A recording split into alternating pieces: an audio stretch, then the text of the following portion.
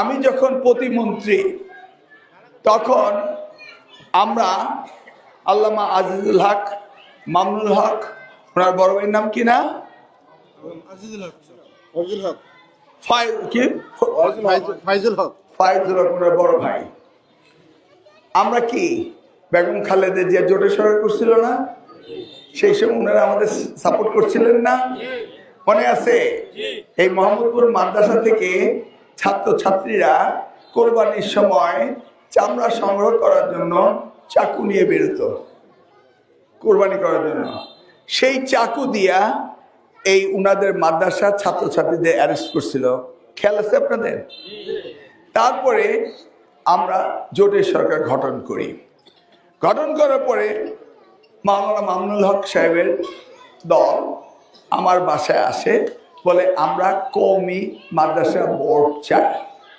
যেহেতু এটা বিএনপির সাথে একত্রে রাজনীতি করছে আল্লামা আজিজুল হক সাহেব, বেগম জিয়া অত্যন্ত সদয় ছিলেন, আমি এইটাকে মাদ্রাসা বোর্ড করার জন্য মামুনুল সাহেব বড় ভাই ফাইজুল হক সাহেবকে নিয়ে আমার বাসায় একাধিক মিটিং করি।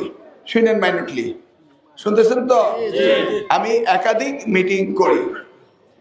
মিটিং করে আমি আমার মাননীয় প্রধানমন্ত্রী দেশমাতা বেগম খালেদা জিয়াকে বলি যে আমরা তাদের সাথে জোট করেছি এবং কওমি মাদ্রাসা বোর্ড দেওয়া প্রয়োজন।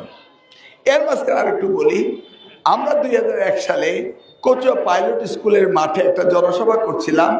মুফতি ফজলুল হক আমিনী এবং আল্লামা আজিজুল হক সাহেব ওই মিটিং আসছিলেন, মনে আছে ইতিহাস?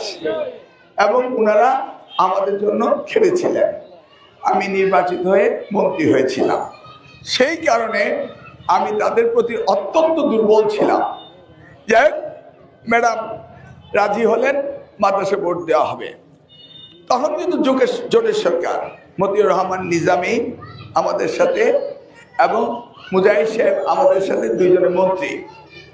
তারা আমাদের মান্নান সাহেব আমাদের যে মন্ত্রী ছিলেন, মহাসচিব ছিলেন, এবং আমাদের ওসমান ফারুক সাহেবের সাথে ওরা কথা বলে এই বোর্ড যেন না হয় সেই জন্য আপ্রাণ চেষ্টা করেছিল দেলোয়ার হোসেন সাইদি সাহেব, মুজাহিদ সাহেব এবং নিজামী সাহেব। মাদ্রাসাগুলি ছিল জামায়াতুল মুদাসসিরিন, সেটা হলো বাহাউদ্দিন সাহেব মানে মাওলানা মান্নান সাহেব। ওরা থাকা মানে এটা বিএনপির একটা টিম ছিল, মাদ্রাসা শিক্ষক। সেই জায়গায় দেলোয়ার হোসেন সাইদিকে দেওয়া হলো মাদ্রাসা তাদের শিক্ষক সমিতি হোক। সেই থেকে মাদ্রাসাগুলি আস্তে আস্তে জামাতের দিকে যেতে শুরু করলো। আমি কিন্তু এটার ব্যাপারে বলেছিলাম এটা দরকার নেই।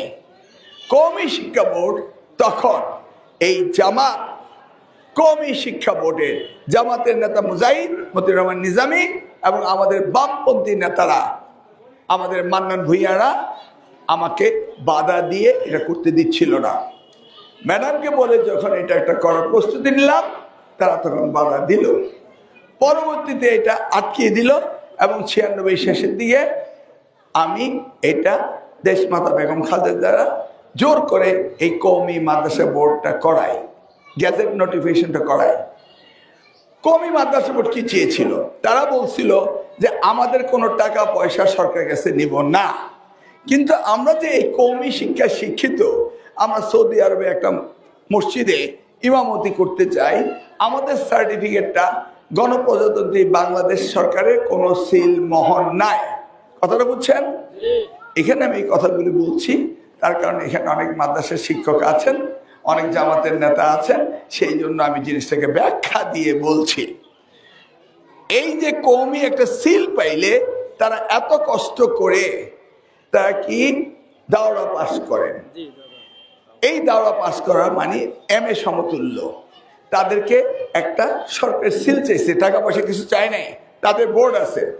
সেইটা দিতে তখন জামাত কঠিন এবং জোর আপত্তি জানিয়েছিল, কওমিকে যেন মাদ্রাসা স্বীকৃতি না দেওয়া হয়। আমি মন্ত্রী ছিলাম, আমি যাহা বলিতেছি তাহা কাগজে পত্রে রেকর্ডে রয়েছে। এবার বুঝেন, সেই কওমি আর জামাত এখন এক। কিন্তু জামাত কচুয়াতে 200টার বেশি কওমি মাদ্রাসা আছে, তাদের কিন্তু নমিনেশনটা দেয় নাই। এরপরে আসেন, আমি এই দেশমাতা বেগম খালেদা জিয়ার ইবতেদায়ী মাদ্রাসার বই ফ্রি করা, তারপরে দাখিল পাস করে ঢাকাতে ভর্তি হওয়া, আলেম পাস করে বিশ্ববিদ্যালয়ে ভর্তি হওয়া, ফাজল কামেলকে কুষ্টিয়া ইসলামিক ইউনিভার্সিটিতে নেওয়া, তাদেরকে ডিগ্রি আর মাস্টার ডিগ্রি সম্মানে দেওয়া, বিশেষ পরীক্ষা দেওয়া, সব কিছু আমরাই করেছিলাম। কিন্তু কওমিকে তারা করতে দেয় নাই। আমি আবারও কথা দিচ্ছি, যদি আপনাদের ভোটে নির্বাচিত হই, তারেক রহমান তো ইনশাল্লাহ আমাদের দেশের সরকার প্রধান নাকি? আমাকে যদি শিক্ষার দায়িত্ব উনি দেন, কওমি মাদ্রাসার শিক্ষা ব্যবস্থা তাদের সুপারিশ মতে, তাদের মাদ্রাসা বোর্ডের সুপারিশ মতে ওই মাস্টার ডিগ্রি সম্মানে দেওয়া এবং তাদের বোর্ডকে পুনঃপ্রতিষ্ঠিত করা, এই ব্যবস্থাগুলি করা হবে। কেন? তার কারণ হলো, তারা কি বাংলাদেশের সন্তান না? আজকে ইবতেদায়ীতে যদি বিনামূল্যে বই দেওয়া হয়, আজকে প্রাইমারি স্কুল যদি উপবৃত্তি দেওয়া হয়, কওমিতে কি দেওয়া হবে না কেন? তারা কি বাংলাদেশের সন্তান না? তারা কি সংবিধানের বাইরে?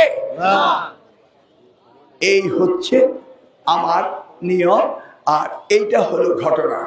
তা আজকের প্রেক্ষাপটে কওমিকে জামাত এক মঞ্চে উঠলো।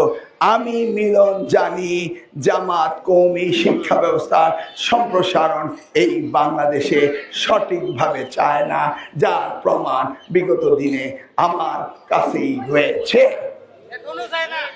ও তা আমি জানি না, চায় না। ওকে, এবার আসেন কচুয়ায়।